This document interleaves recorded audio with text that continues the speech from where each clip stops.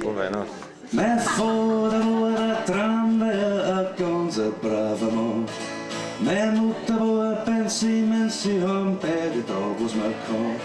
Damit ich alles hab und mir hat wirklich nie was gefällt. Ich hab damals ja noch nicht gewusst, das kostet alles ein Geld. Sie haben sich viel vom Montag gespart, damit das mir was will. Weil sie haben gewusst, das Leben ist hart und was auch alles so drin. Sie haben gut drüber nachdenkt, was aus mir werden könnte. Und ich wollte nur Gitarre spielen mit einer eigenen Band.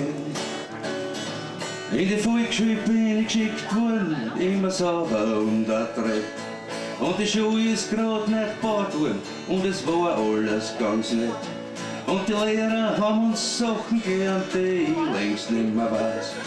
Und sie haben gesagt, wer sein Leben ist auch nicht alles ein Spaß.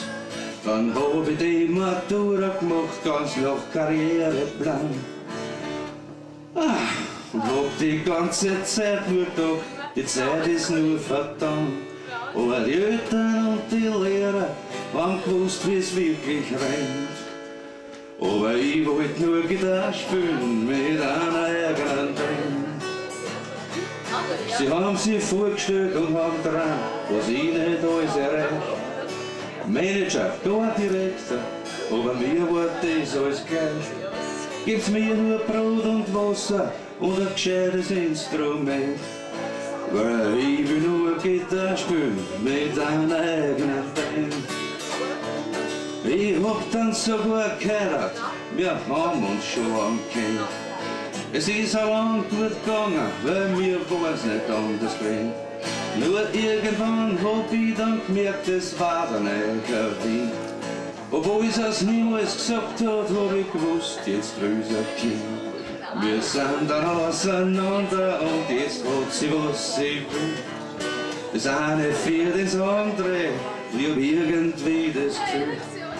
Jeder kriegt im Leben, was er wirklich will am Ende.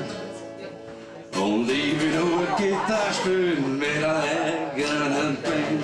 Da ba da ba da da mit einer eigenen Band. Da ba da ba da mit einer eigenen Band.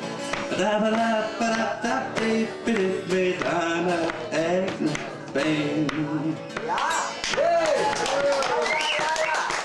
Ja, wir sind ein kleiner Kabel, das ist gut. Aber gar nicht gut.